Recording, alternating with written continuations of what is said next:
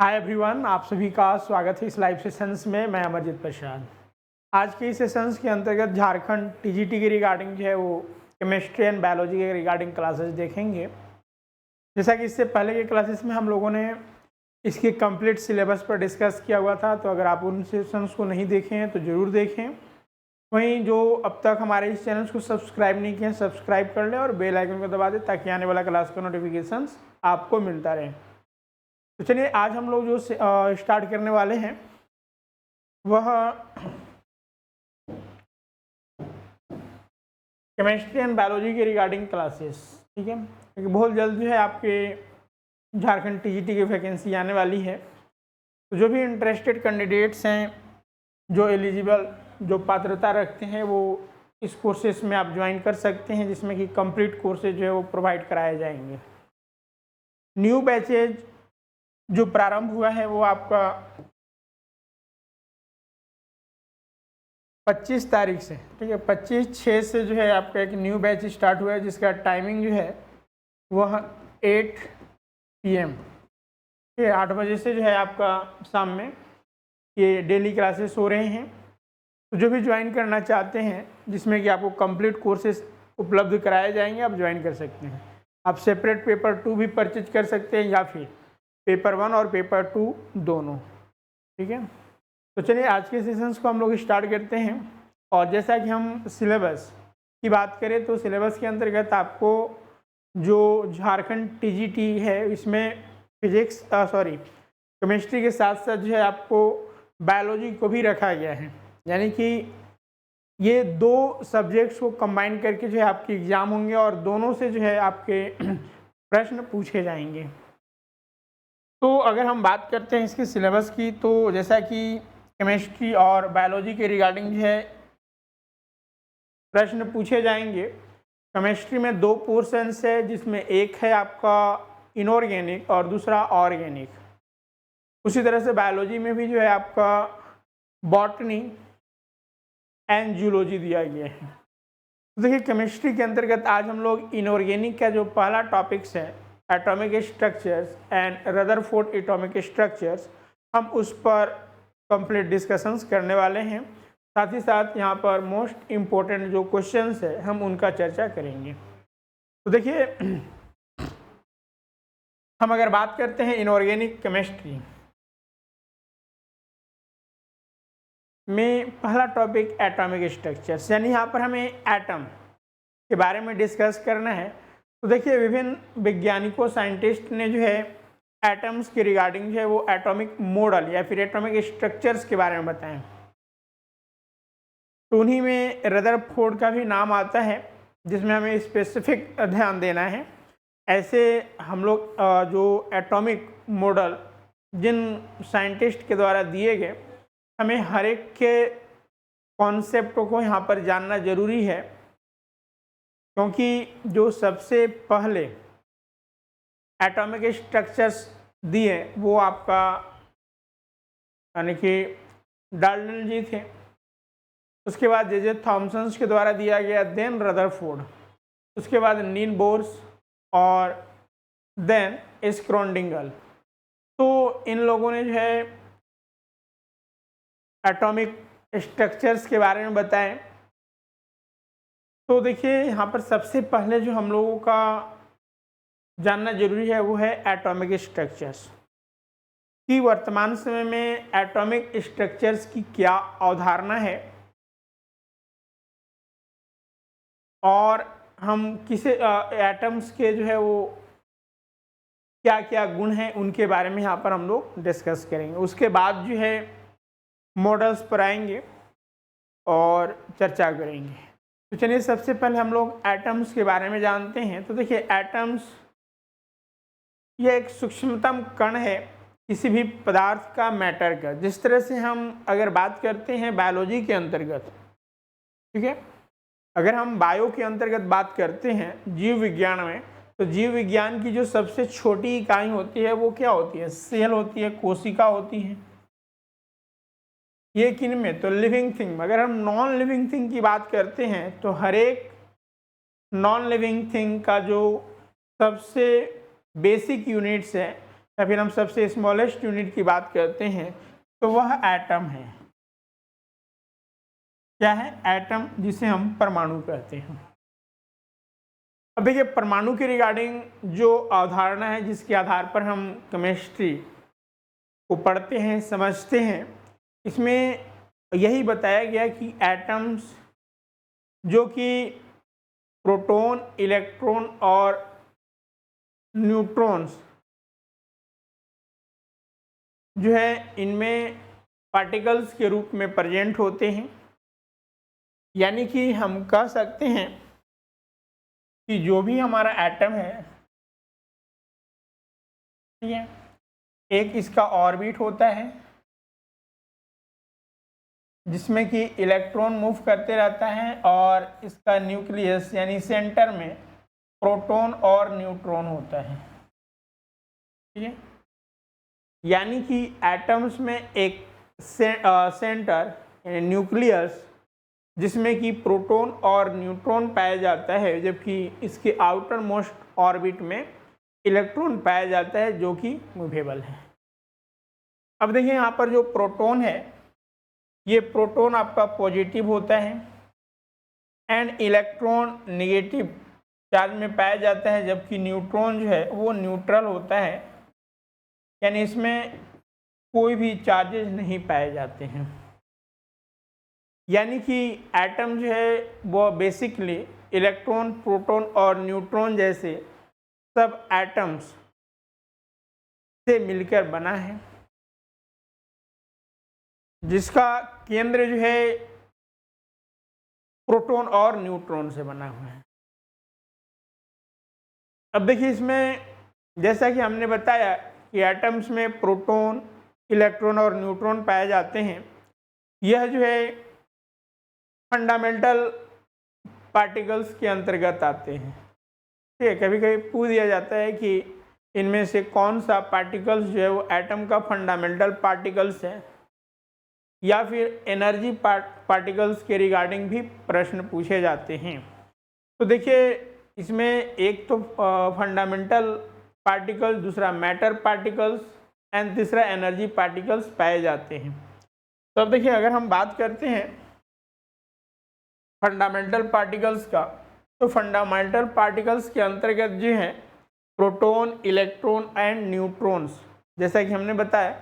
वहीं अगर हम मेटल पार्टिकल्स के अंतर्गत बात करते हैं तो ये जो है वो प्रोटॉन, इलेक्ट्रॉन एंड न्यूट्रॉन तो हैं ही, क्योंकि ये फंडामेंटल है तो इसमें आएंगे ही आएंगे।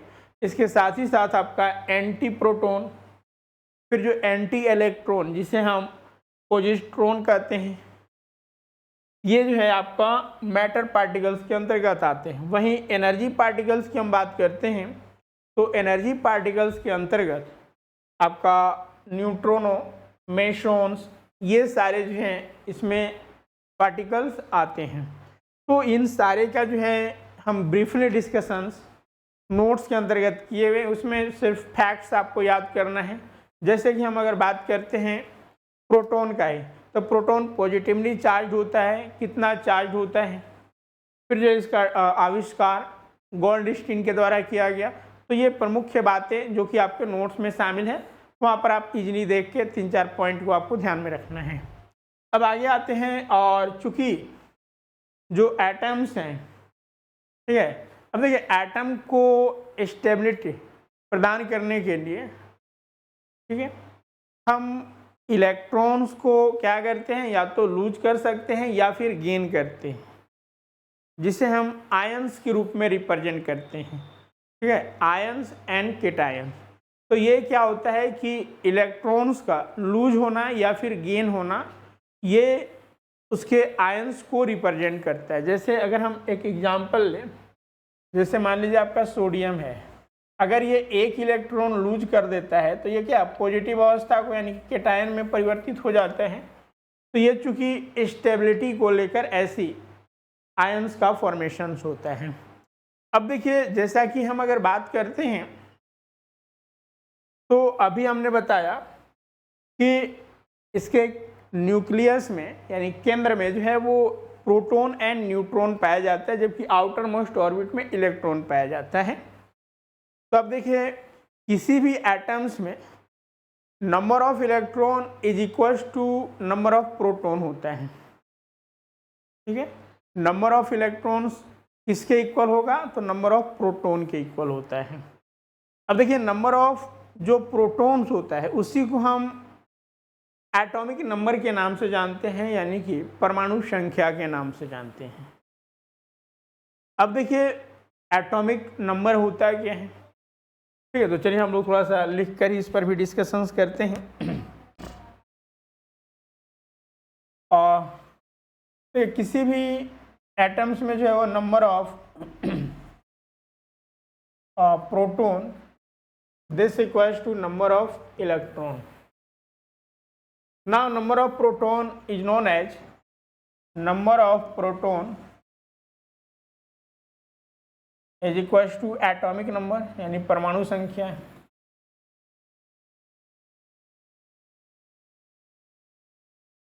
परमाणु संख्या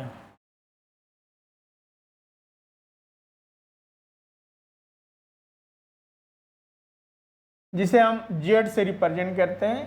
ठीक है, अब देखिए यहाँ पर एक रिलेशन होता है, जैसा कि एटॉमिक नंबर की हम बात करें, एटॉमिक नंबर तो हम लोग देखा है। एटॉमिक मास की अगर हम बात करते हैं तो एटॉमिक मास क्या होता है, इसे हम कैपिटल ए से रिप्रेजेंट करते हैं। और atomic mass this will be sum of number of proton plus number of electron in a atom, अर्थात ए बराबर जो है आपका जेड प्लस एन होता है। ए एटॉमिक मास है, जेड जो है वो एटॉमिक नंबर है, एंड एन जो है वो आपका न्यूट्रॉन है। तो देखिए अगर हम प्रोटॉन की संख्या और न्यूट्रॉन की संख्या, क्योंकि जो हमारा एटम्स है उसमें आउटर मोस्ट ऑर्बिट में इलेक्ट्रॉन और सेंटर में जो प्रोटॉन और न्यूट्रॉन पाया जाता है, तो प्रोटॉन और न्यूट्रॉन्स को अगर हम ऐड कर दे तो वही हमारा क्या निकलता है, एटॉमिक मास। और चूंकि हम अगर पीरियोडिक टेबल की बात करते हैं तो वर्तमान समय में जो आपका पीरियोडिक टेबल है जिसमें एलिमेंट्स का जो है वो अरेंजमेंट किया गया है वो एटॉमिक नंबर्स के आधार पर किया गया है। ठीक है, उनमें प्रेजेंट प्रोटॉनों के आधार पर किया गया है। जैसे हाइड्रोजन का एटॉमिक नंबर 1 होता है, हीलियम का 2 होता है, लिथियम का 3 होता है। इस तरह से जो है अरेंज किया गया है जो रो एंड कॉलम में, यानी कि आवर्त यानी पीरियड एंड ग्रुप में जो है वो विभाजित है। अब देखिए इससे पहले मेंडेलिव्स के द्वारा पीरियोडिक टेबल बनाया गया था जो एटॉमिक मास पर डिपेंडेंट था, जिसमें कि कुछ कमियां थी और उसी कमियों को पाटते हुए, क्योंकि आइसोटॉप्स के रिगार्डिंग जो है एटम्स को पोजीशनिंग दे पाने में मेंडेलिव्स विफल हुए रहे, और उसी के करेक्शंस के तत्वाधान में मेंडेलिव्स के द्वारा जो मॉडर्न पीरियोडिक टेबल बनाया गया है वो एटॉमिक नंबर पर आधारित है। तो यहाँ पर मुख्य रूप से बेसिकली आपको ये ध्यान में रखना है कि जो केंद्र है एटम्स का, जो न्यूक्लियस है, उसमें प्रोटॉन और इलेक्ट्रॉन्स होते हैं और इनके सम करने से जो है हमारा एटॉमिक मास निकलता है, द्रव्यमान संख्या हमें प्राप्त होता है। यहाँ तक बेसिक चीज़ें क्लियर है, चूँकि हम बेसिक से ही बता रहे हैं आपको ताकि दिक्कत ना हो। बाकी इसके आगे और भी है, लेकिन हमें चूँकि एटॉमिक स्ट्रक्चर्स के ही रिगार्डिंग बात करना है एंड देन मॉडल्स पर, तो हम इस चीज़ को अभी यहीं पे रखेंगे। आगे के पोर्शंस में जो है हम लोग इसको और विस्तार से, जैसे कि आइसोटॉप्स हो गए, आइसोबार्स हो गए और अन्य जो पॉइंट्स है उस पर भी हम लोग थोड़ी बारीकी से डिस्कस करेंगे। लेकिन यहाँ तक अगर कोई डाउट्स है तो आप पूछ सकते हैं। ये बेसिक चीज़ें हमने आपको बताई हैं, सेम चीज़ें हैं यहाँ पे भी। अब नाउ तो वर्तमान समय में जो एटम्स की रिगार्डिंग पोस्टुलेट्स है या फिर जो मान्यता है वो यही कि किसी भी एटम्स के केंद्र में प्रोटॉन एंड न्यूट्रॉन होता है तथा आउटर मोस्ट ऑर्बिट में इलेक्ट्रॉन्स होता है जो निगेटिवली चार्ज लिए हुए होता है और ये अपने पथ में मूव करते रहता है।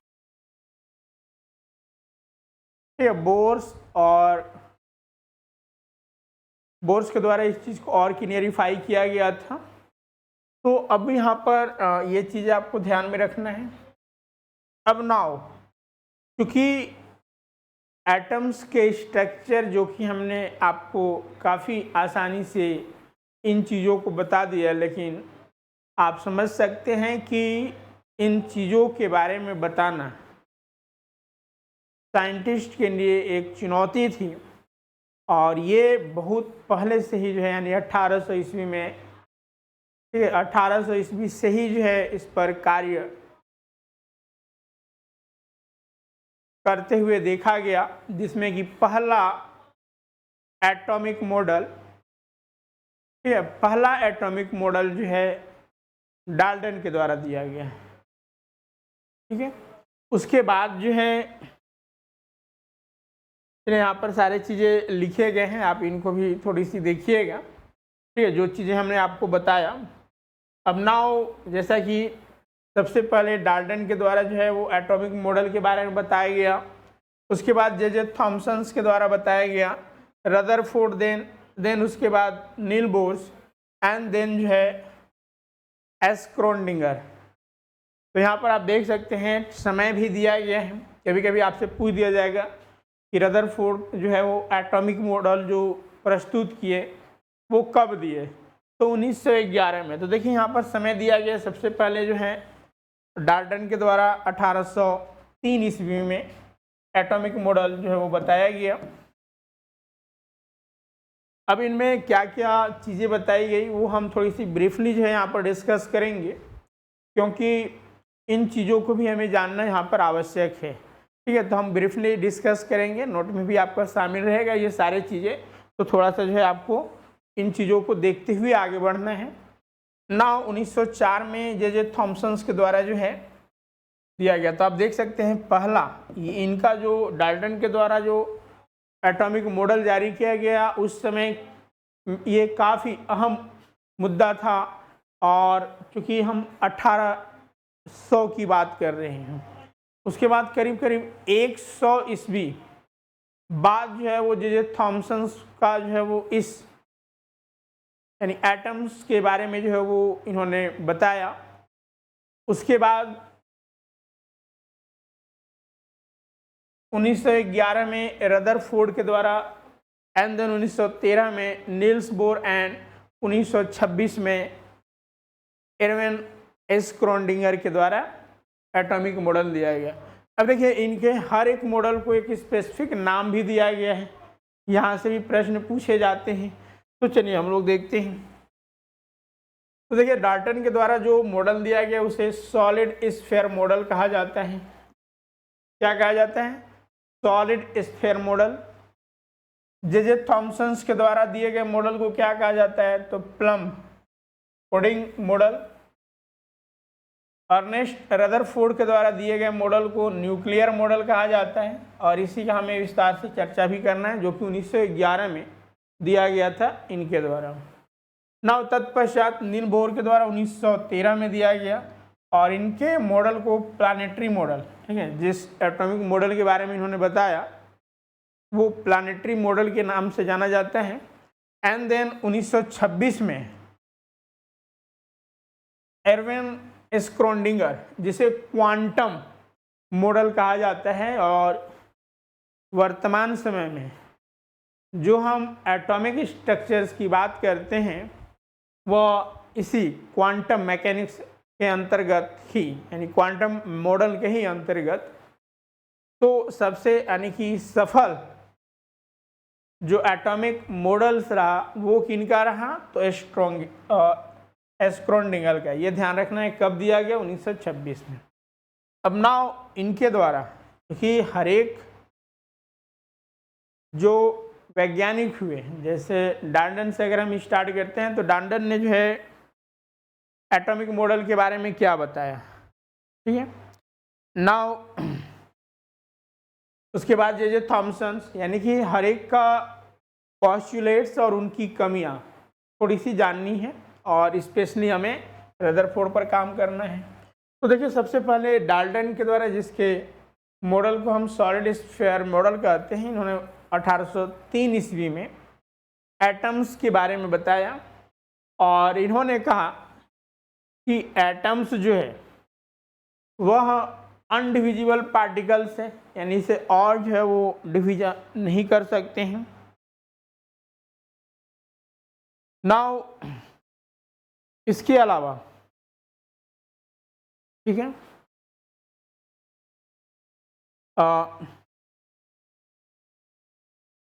प्रत्येक वस्तु यानी every matter made up of atom, प्रत्येक वस्तु जो है वो एटम से बना हुआ है। ये सारे आपके नोट्स में रहेंगे, अभी सिर्फ आपको सुनना है और समझना है चीज़ों को। नाउ उनके द्वारा ये बताया गया कि सेम टाइप के एटम से जो है वो एलिमेंट्स का फॉर्मेशन होता है, and that means specific element have only one type of atom in them. Now next बताया गया each atom has it on constant mass that very from element two elements. ठीक है, ये सारे कॉन्सेप्ट जो है इनके द्वारा दिया गया।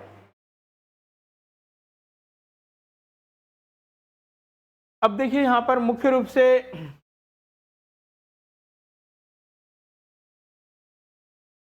इनकी जो पोस्टुलेट्स दिए गए, इनकी जो है वो मॉडल की जो अवधारणाएं दी गई, उनमें कमियां क्या रह गई। तो इन्होंने आइसोटॉप्स को जो है वो स्पष्टीकरण नहीं कर पाए, ठीक है, नॉट क्लियरिफाई द आइसोटॉप, या फिर not explain the existence of isotope. हम यहाँ पर डाल्टन की बात कर रहे हैं। Now second one is nothing about the structure of the atom was properly explained, यानी कि एटम्स के बारे में जो है वो कुछ भी मूल, ठीक है, बात जो है इन्होंने अपनी मॉडल्स में नहीं कर पाया, क्योंकि बाद की जब एक्सपेरिमेंट हुआ उसमें पता चला, क्योंकि उस समय तो जो इन्होंने बताया वो अपने आप में काफ़ी अहम था। तो ये सारी जो है इनकी कमियां रही। ना उसके बाद जो है आपका जे थॉमसन के द्वारा जो है वो पडिंग मॉडल दिया गया और इसमें इन्होंने इलेक्ट्रॉन्स की खोज की, ठीक है, इनके लिए इनको नोबेल प्राइज भी दिया गया। इलेक्ट्रॉन्स की खोज किए और इन्होंने कैथोड रे एक्सपेरिमेंट, कभी कभी पूछ दिया जाता है, कैथोड रे एक्सपीरियंस के ही थ्रू इन्होंने एटॉमिक मॉडल पर काम करते हुए इलेक्ट्रॉन की खोज की और इस हेतु इनको नोबेल पुरस्कार भी दिया गया। तो experiment. Now pudding model of the atom जो है इन्हीं के द्वारा दिया गया। इसमें क्या शो किया गया, तो atom as composed of electrons scattered throughout a spherical cloud positive charges. ये एटम्स की रिगार्डिंग इनके बारे में बताई गई और इन्होंने कहा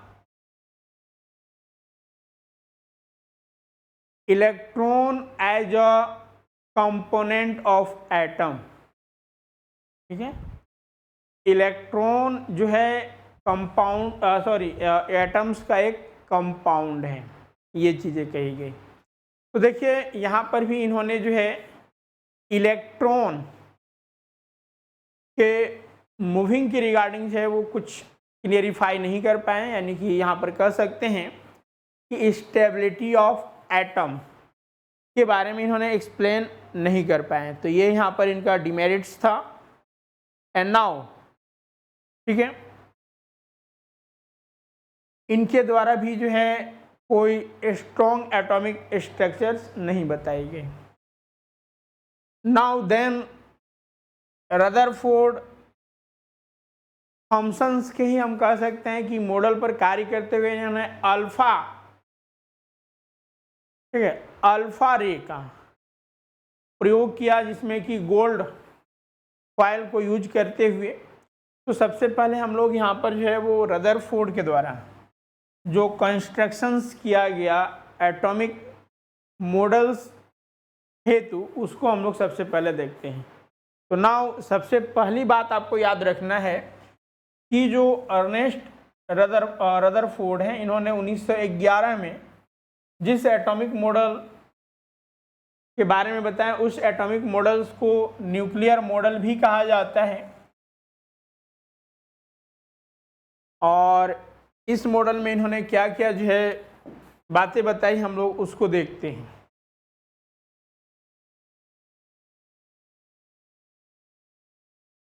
ठीक है, तो देखिए इनके द्वारा, यानी कि हमारा रदरफोर्ड एटॉमिक मॉडल या फिर एटॉमिक थ्योरी, तो इसमें इन्होंने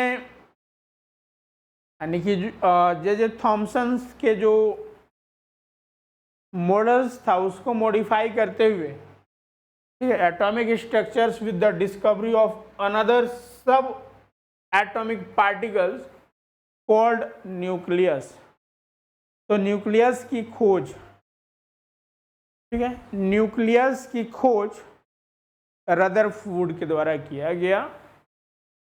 अब नाउ इनके द्वारा जो एक्सपेरिमेंट किया गया, तो his atomic model is based on the alpha रे स्कैटरिंग एक्सपेरिमेंट। अल्फा रे scattering experiments, and now this alpha रे scattering experiment is constructed by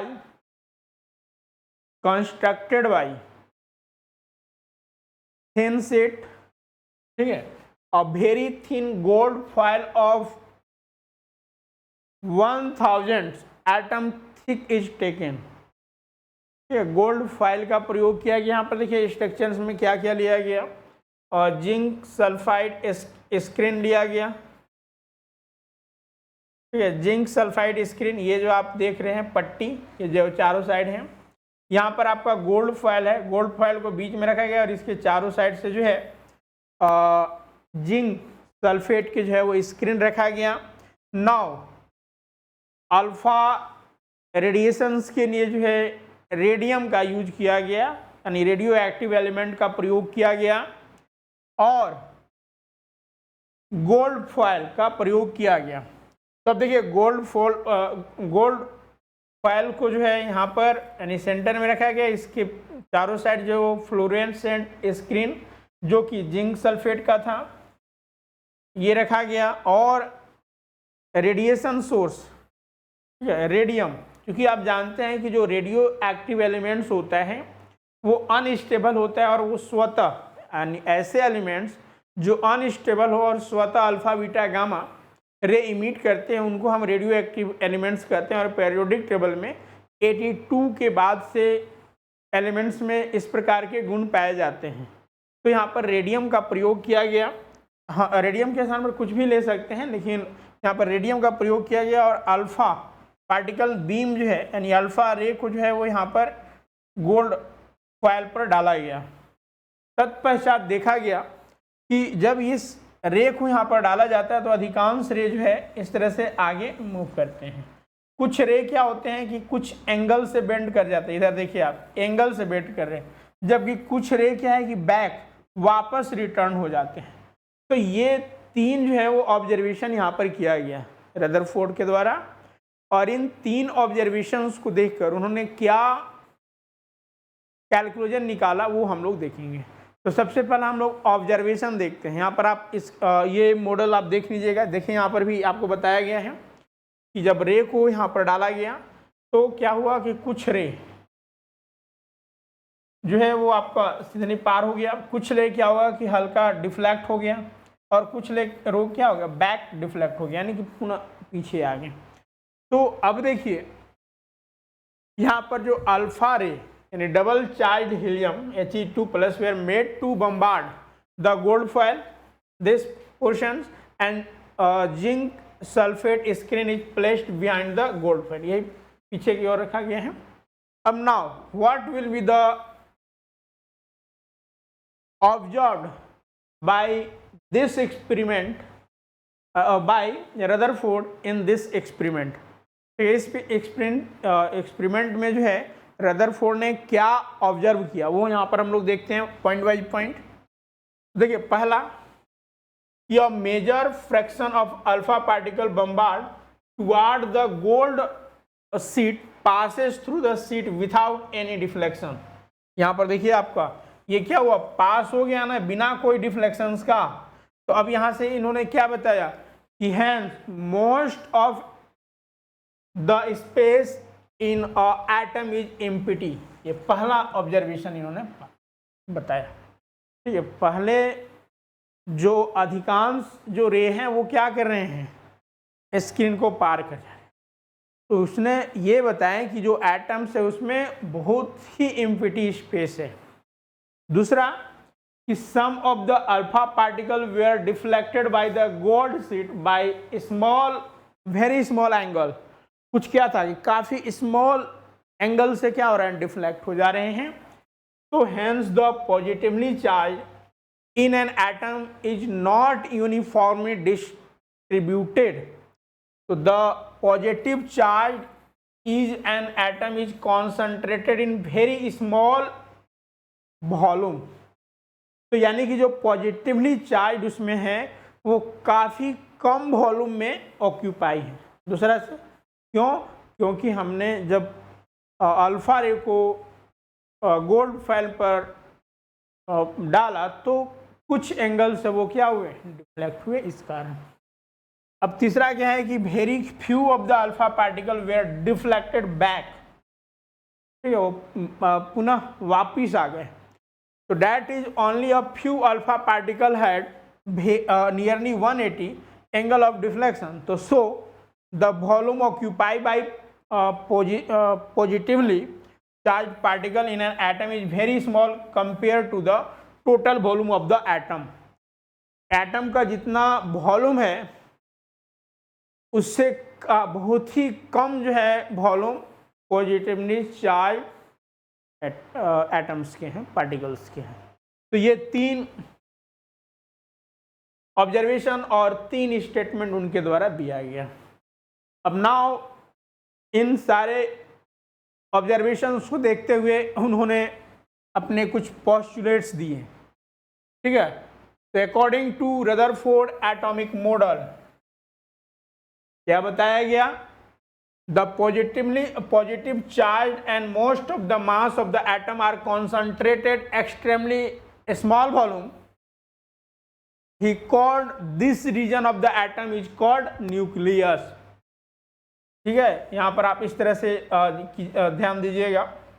यहाँ पर ये अगर मान लीजिए हमारा पूरा स्पेस है, क्योंकि इनके द्वारा जो है एटम को स्फेरिकल माना गया था। ठीक है, रदरफोर्ड के द्वारा एटम को स्फेरिकल माना गया था। तो अब यहाँ पर देखिए ये जो हमारा सेंटर है ये पॉजिटिवली चार्ज से है और ये काफ़ी स्मॉल वॉल्यूम को लिए हुए हैं।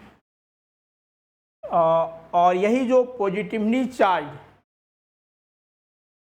एटम्स है इसी को जो है यहाँ पर न्यूक्लियस कहा गया है। And Rutherford model propose that the negatively charge electron surrounding the nucleus of the atom, ये हमारा न्यूक्लियस है मान लीजिए, तो इसके सराउंडिंग इस प्रकार से जो है कौन घूम रहा है, इलेक्ट्रॉन घूम रहा है। ठीक है, इलेक्ट्रॉन क्या हो रहा है, घूम रहा है।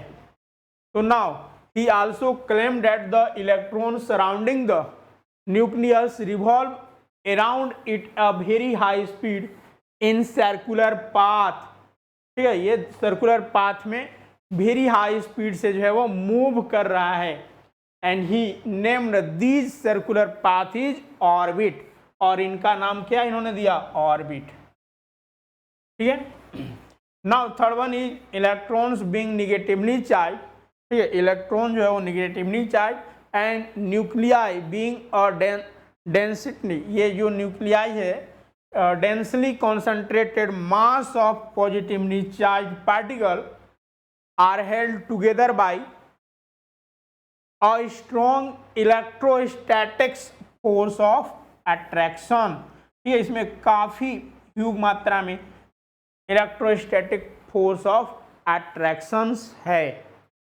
तो ये जो है रदरफोर्ड ने अपने एटॉमिक मॉडल्स के रिगार्डिंग बातें कही। अब नाउ कुछ अन्य और चीज़ों को यहाँ पर जानते हैं, जैसे कि यहाँ पर देखिए आपका ये इनका मॉडल्स है, और ये आपका यहाँ पर न्यूक्लियस हो गया, और ये आउटर मोस्ट ऑर्बिट इलेक्ट्रॉन्स हो गए, यही ना।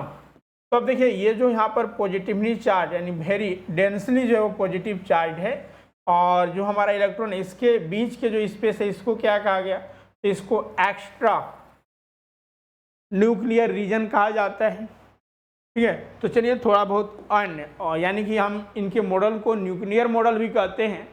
तो चलिए न्यूक्लियर मॉडल के ही बहाने हम इन चीज़ों को देख लें। तो Rutherford nuclear model of atom, तो at the centre of atom lie a tiny positively charge nucleus which is surrounded by a hollow region known as the extra nuclear path। जैसे यहाँ पर हमने बताया ये जो रीजन है ये सारे के सारे क्या एक्स्ट्रा न्यूक्लियर रीजन कहलाता है। And now second one is nucleons which are made up of proton and neutrons. ठीक है, न्यूक्लियॉन जो है वो प्रोटॉन और न्यूट्रॉन से बने हुए हैं, give the nucleus it positively charge. ठीक है, ये वाला जो हम बता रहे हैं तो ये प्रोटॉन और न्यूट्रॉन से बने हुए हैं, और ये पूरे स्पेस जो है वो पॉजिटिवली चार्ज को देता है। तो positive charge whereas electrons which are found in the extra nuclear extra nuclear region have minimum mass and carry a negatively charge। ये minimum mass को लिए हुए हैं। And now next one is because the number of electron in the atom, number of electron in the atom equal the number of protons, it is electrically neutral। यानी कि पूर्ण रूप से हम अगर एटम को देखें तो वो इलेक्ट्रिकली क्या होता है, ठीक है, इलेक्ट्रिकली न्यूट्रॉन्स होते हैं, क्योंकि इसमें जितने नंबर ऑफ इलेक्ट्रॉन होते हैं उतना ही number of proton. As a result the nucleus total positively charge is balanced by the electron that यानी total negatively charge. Now fourth one is in the extra nuclear section electron orbit the nucleus in circular routes known as orbit. हम orbit कहते हैं, बस वही चीज़ें repeated है यहाँ पर। And now electrostatic force of attraction hold electrons and nuclei together। Electrostatic. अब नाउ यहाँ पर देखिए इनका लिमिटेशंस क्या था, आखिर ये पोस्टुलेट्स जो है वो कहाँ गलती कर गई। तो इन्होंने भी जो है इलेक्ट्रॉन्स का, जैसे कि ये इलेक्ट्रॉन्स मूव कर रहा है, तो अब इन्होंने कोई स्पष्टीकरण नहीं कर पाए, और इन्होंने जो है इलेक्ट्रोस्टैटिक फोर्स के, जबकि हम यहाँ पर मैक्सवेल इन सब के रिगार्डिंग अगर हम देखें तो चूंकि ये इन्होंने स्टेबिलिटी ऑफ एटम्स के बारे में जो है वो नहीं बता पाए। ठीक है, इन्होंने क्या किया, स्टेबिलिटी ऑफ एटम,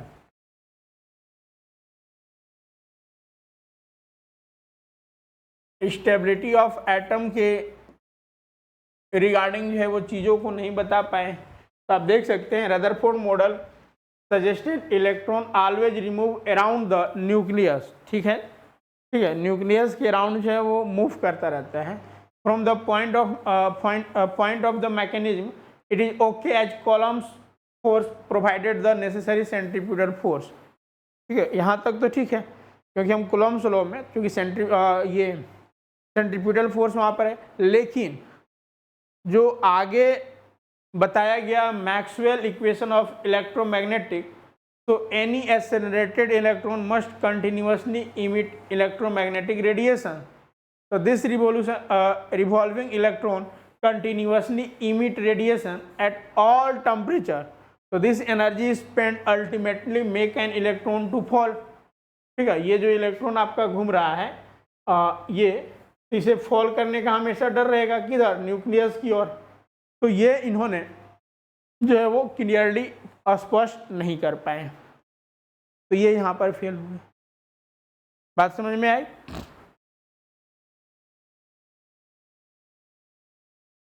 इसके अलावा इन्होंने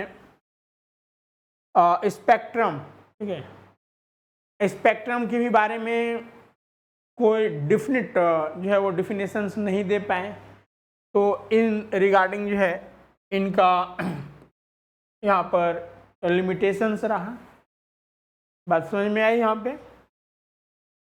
तो ये यहाँ पर हम लोगों ने रदरफोर्ड एटॉमिक मॉडल की रिगार्डिंग डिस्कस किए, जिसमें कि constructions, now observation, postulates and nuclear model, इन सब के बारे में हम लोगों ने डिस्कस किया। अगर यहाँ तक किन्हीं का कोई डाउट्स है तो आप पूछ सकते हैं, ठीक है, अगर यहाँ तक कोई डाउट्स है तो आप पूछ सकते हैं। आगे आते हैं और कुछ most important question Rutherford atomic model से ही है, ठीक है। हमने यहाँ पर एटॉमिक स्ट्रक्चर्स के क्वेश्चंस को नहीं इन्वॉल्व किया है, आगे के सेशंस में हम उसे इन्वॉल्व करेंगे।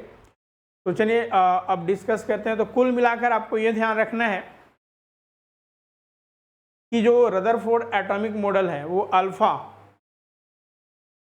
रे के थ्रू जो है वो गोल्ड फॉयल पर इफेक्ट किया गया, यानी कि डाला गया, और उसके पीछे का जो स्क्रीन था वो जिंक सल्फेट फ्लोरेसेंट स्क्रीन रखा गया, और जब अल्फा रे को गोल्ड फॉयल पर डाला गया तो वहाँ पर रे के 3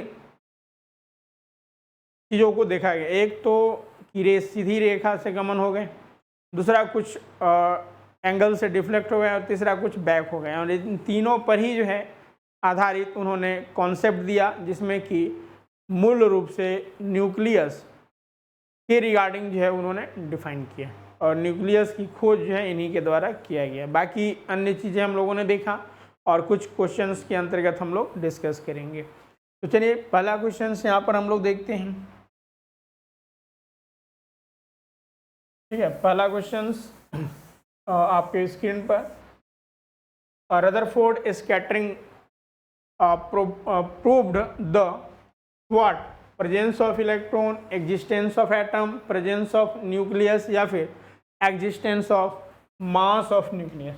तो अभी हमने बताया Rutherford scattering proved that presence of nucleus, ठीक है, न्यूक्लियस के प्रेजेंस को यहाँ पर दिखाता है। तो सही आंसर आपका 3 number. 1 minute.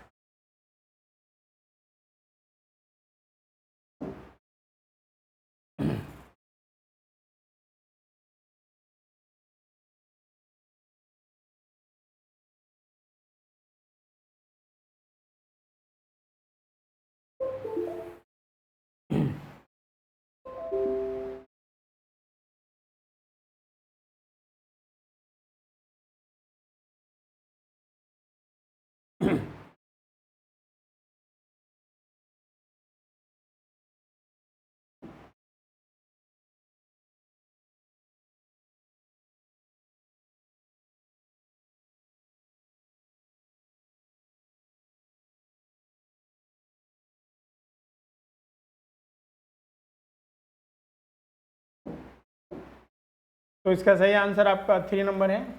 Now second question, इसके रिगार्डिंग हम थोड़ी सी यहाँ पर आप देख लीजिए, जो चीज़ें था उसकी को समराइज वे में यहाँ पर दे दिया गया है। तो according to Rutherford atomic model, positively charge and most of the mass of the atom is concentrated in extremely small volume, and this small जो रीजन है इसी को क्या किया गया, न्यूक्लियस। तो he called this region of the atom is called nucleus. Hence Rutherford's scattering proved the presence of nucleus. Now an other additional information, first one, ये Rutherford experiment failed to explain certain things, जिसमें हमने बताया कि not explain stability of atom, ठीक है, with the help of Maxwell theory. And now one of the drawback of the Rutherford model was also that he did not say anything about the arrangement of electron in the atom. हमने इसी के regarding आपको बताया था कि कोई definite atomic structure नहीं दे पाए।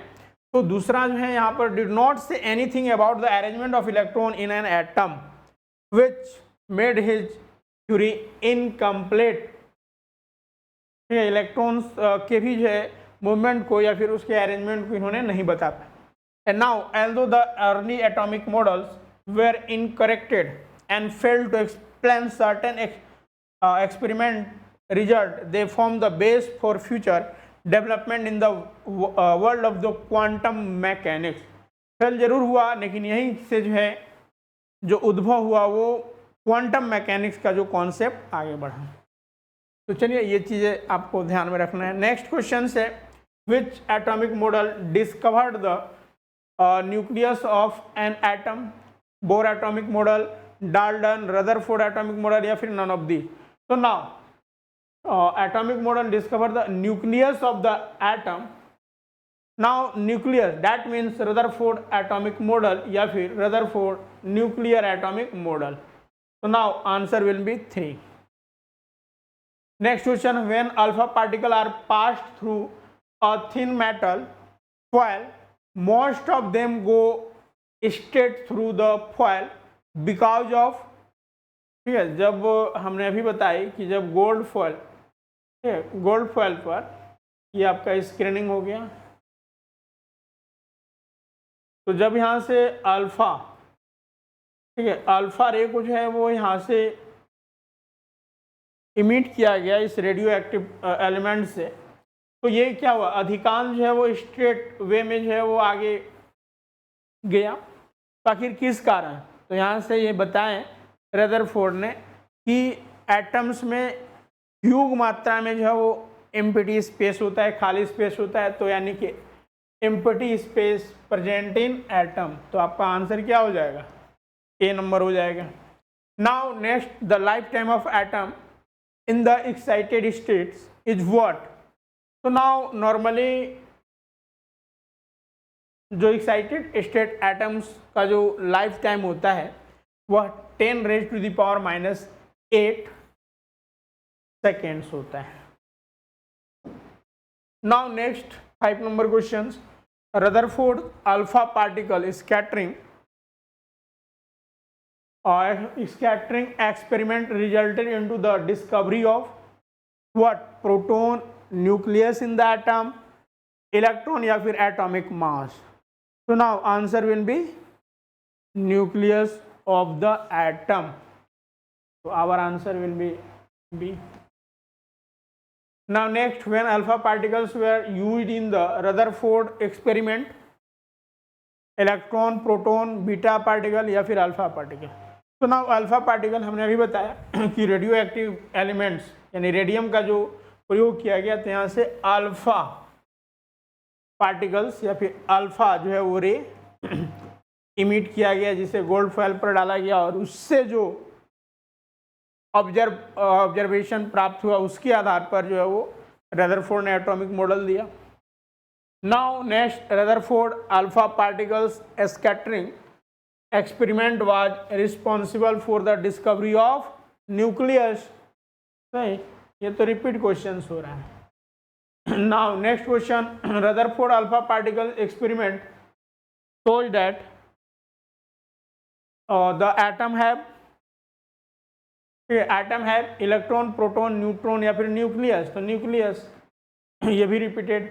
Now the nucleus of an atom was discovered by J.J. Thomson experiment, Chadwick experiment, Rutherford gold foil experiment या फिर Millikan's oil drop experiment। तो now the nucleus of an atom,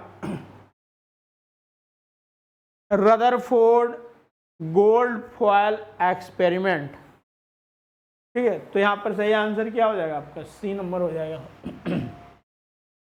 now next question, यहाँ पर थोड़ी सी जान रहे, Rutherford gold foil experiment, it measured the scattering of an alpha particle beam when it struck a thin metal foil, the discovery of nucleus. Now J Thomson experiment, तो इसमें हमने बताया भी कैथोड रे ट्यूब का प्रयोग किया गया और इसके तहत जो इन्होंने इलेक्ट्रॉन्स की खोज की। ठीक है, इलेक्ट्रॉन्स की खोज भी पूछा जाता है।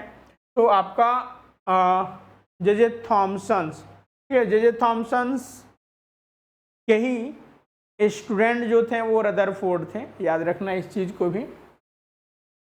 तो discovery of electron by J Thomson experiment and Chadwick experiment discovery the neutron.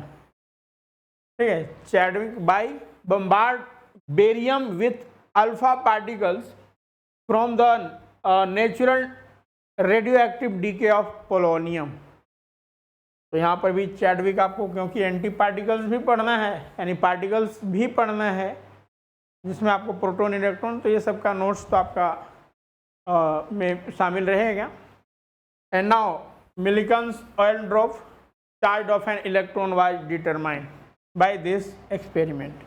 Now next question number 10, according to the Rutherford's atomic model, the electrons inside the atom are stationary, centralized, moving या फिर none of these।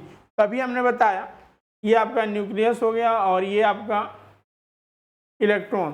तो जो electrons है जो spherical path में move कर रहा है, ठीक है, हाईली स्पीड से क्या कर रहा है? मूव कर रहा है। तो इस पाथ को ऑर्बिट कहा गया। तो चूंकि इलेक्ट्रॉन्स क्या कर रहा है? मूव कर रहा है, तो वही पूछा जा रहा है इनसाइड द एटम। तो इलेक्ट्रॉन आर मूविंग, तो ऑप्शन नंबर आपका 3 हो जाएगा। And now next question, Rutherford carried out experiment in which a beam of the alpha particle were directed at a thin piece of metal foil. From this experiment he calculates that. चलिए 4 option दिए गए, इनको आप पहले पढ़िए, उसके बाद हम आंसर देंगे। कमेंट में भी आंसर आप इनका कीजिए। Electron are massive particles, the positively charge parts of atom are moving about with the velocity approach the speed of light. And then देखिए यहाँ पर हम इलेक्ट्रॉन आर मासिव पार्ट्स नहीं, lightly parts, positively charge part of atom are moving about with the velocity. तो नहीं, positively charge नहीं, negatively charge and not speed of light, तो ये भी गलत हो गया। The positively charge part of atom are extremely small and extremely heavy particles. तो हाँ, now this extremely small region is known as nucleus. तो यहाँ पर सी नंबर तो सही है। And D, the diameter of an electron is approximately equal to the nucleus. नहीं, इनके बारे में भी इनके द्वारा कुछ कहा नहीं गया है, तो हमारा आंसर सी हो जाए। Now next question 12 number, Rutherford in his atomic model could not explain, ठीक है, could not explain the behaviour of which of the following, electron, proton, neutron या फिर न्यूट्रिनो। तो न्यूट्रिनो के बिहेवियर के बारे में इनको द्वारा कुछ नहीं बताया गया। हाँ, इलेक्ट्रॉन निगेटिवली चार्ज जो कि ऑर्बिट में घूमता रहता है, मूविंग करता रहता है। प्रोटॉन्स, और इन्होंने बताया कि न्यूट्रॉन सेंटर में होता है और वो जो रीजन होता है वो काफ़ी मासिवली होता है, यानी काफ़ी मासिव होता है, एंड पॉजिटिवली चार्ज को ऑक्यूपाई किए हुए होता है। तो यानी कि इन तीनों के बारे में कुछ ना कुछ जरूर बताएं, लेकिन न्यूट्रिनो के बारे में उनके द्वारा कुछ नहीं कहा गया। अगला है, in the Rutherford atomic model the alpha particles was stroke on. Alpha particle को किस पर स्ट्रोक किया गया, डाला गया? एल्युमिनियम, गोल्ड, सिल्वर या फिर टाइटेनियम। तो गोल्ड फ्लक अभी हमने बताया था कि आप कंस्ट्रक्शंस को भी बारीकी से देखिएगा। ये जो स्क्रीनिंग बनाया गया, ठीक है, ये जो स्क्रीनिंग है, ये स्क्रीनिंग जिंक सल्फेट का बनाया गया। फिर यहाँ पर जो है वो आपका गोल्ड फ्लक्स रखा गया, ठीक है। एंड देन यहाँ से जो अल्फा पार्टिकल्स दिया गया वो रेडियो एक्टिव एलिमेंट्स से। तो ना यहाँ पर क्या हो जाएगा, गोल्ड क्योंकि ये गोल्ड फ्लक्स था, ठीक है, gold flux. Now next, the particle which were deflected backward in Rutherford experiment were hit upon by nucleus, empty space, electron या फिर प्रोटॉन। तो नाउ न्यूक्लियस, ठीक है, न्यूक्लियस पर हिट किया। Now next, according to the Rutherford atomic model the whole atom is positively charge, negatively charge, neutral या फिर none of these. तो now whole atom is neutral because number of electron is equal to number of proton. तो now make it neutral. तो हमारा answer क्या हो जाएगा, C number. And next, according to the structures of the atom, ठीक है, according to the structure of the atom the electron should fall in nucleus, cell, outer environment या फिर space. तो देखिए इन्होंने क्योंकि क्लियरली एक्सप्लेन नहीं कर पाए कि जो इलेक्ट्रॉन है वो इलेक्ट्रॉन, ठीक है, इलेक्ट्रॉन के मूवमेंट के बारे में या फिर इसकी अरेंजमेंट के बारे में। तो यहाँ पर चूँकि मैक्सवेल एक्सपेरिमेंट यहाँ पर फेल होता है और इसके कारण क्या है, ये इलेक्ट्रॉन इधर न्यूक्लियस की ओर, सेंटर की ओर जो है वो फॉल कर सकता है। तो यानी कि यहाँ पर न्यूक्लियस हो जाएगा। एंड नेक्स्ट है, which of the following scientist develop the nuclear model of the atom. तो now nuclear model of the atom is Ernest Rutherford, 1911, ठीक है। तो इस तरह से हम लोगों ने डिफरेंट टाइप के क्वेश्चन देखा। अगला क्वेश्चन है, in Rutherford experiment a thin gold foil was bombard with alpha particles according to Thom's plum pudding model of the atom, what should have happened, ठीक है। तो हमने बताया था कि प्लम पुडिंग जो मॉडल दिया गया वो जे थॉमसन के द्वारा दिया गया था। तो उसी के रिगार्डिंग एक क्वेश्चन है जो कि रदरफोर्ड से जो है वो कोरिलेट करके पूछा गया है। तो then what should have happen, 4 option दिए गए हैं, ये हम आपको छोड़ते हैं। आपको जो है इसका आंसर कमेंट सेक्शंस में बताना है। इसका हम लोग आंसर अगले सेशंस में हम जो है आपके साथ डिस्कस करके फिर आगे बढ़ेंगे। तो ये आज हम लोगों ने एटॉमिक स्ट्रक्चर्स और एटॉमिक स्ट्रक्चर्स की रिगार्डिंग जो रदरफोर्ड के द्वारा एटॉमिक मॉडल दिया गया, हम उस पर सविस्तार चर्चा किए। तो साथ ही साथ हम लोगों ने यहाँ पर लॉट ऑफ MCQs किए। बाकी अगर किन्हीं का यहाँ पर कोई डाउट्स है तो आप पूछ सकते हैं, ठीक है।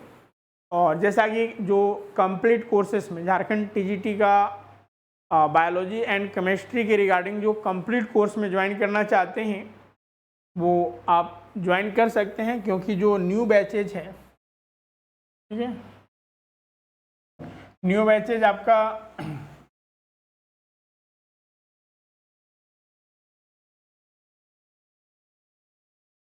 न्यू बैच आपका बायो एंड केमिस्ट्री का जो स्टार्ट हुआ है वो आपका 25 तारीख से हुआ है, ठीक है। ये न्यू बैच हुआ है, इसमें अभी ज़्यादा क्लासेस नहीं हुए हैं। जो क्लासेस 2-3 एक तो जो क्लासेस हुए हैं उसका रिकॉर्डिंग जो है आपको अवेलेबल्स हो जाएंगे, और ऐसे हर एक वीडियो का लाइव एंड रिकॉर्डिंग दोनों अवेलेबल होते हैं। हम अभी फीचर्स के बारे में बताएंगे। तो 25/6 से जो है वो न्यू बैच स्टार्ट हुआ है। इसका टाइमिंग जो है वो 8 PM, ठीक है। शाम में जो है आपको 8 बजे से हो रहा है, क्योंकि ज़्यादातर लोग जो है वो सर्विस वगैरह में रहते हैं, तो उनका ये थोड़ा सा चॉइस रहता है कि सर शाम में बैचेज रखिए। तो उस रिगार्डिंग जो है ये आपका टाइमिंग रखा गया है। तो जो भी कैंडिडेट जो इस इसके लिए जो वो एलिजिबल हैं और जो इंटरेस्टेड हैं इन कोर्सेज में ज्वाइन करने हेतु, तो आप जल्द से जल्द ज्वाइन करके आप अपनी तैयारी को बेहतर करें। जो कोर्सेज की विशेषताएं हैं हम उस पर विचार कर लें।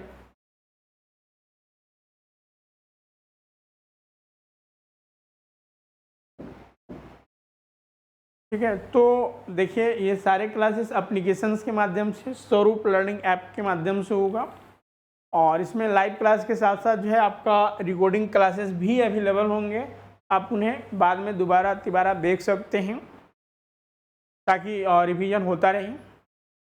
इसके साथ ही साथ डाउट सेशन, ठीक है, वीक में एक डाउट सेशन तो स्पेशली रखा ही जाता है। इसके साथ ही साथ जो लाइव क्लासेस होते हैं, लाइव क्लासेस में आप टॉक करके या फिर मैसेज के थ्रू आप एट ए टाइम जो है वो उसका डाउट अपने डाउट्स को जो है वो क्लियर कर सकते हैं।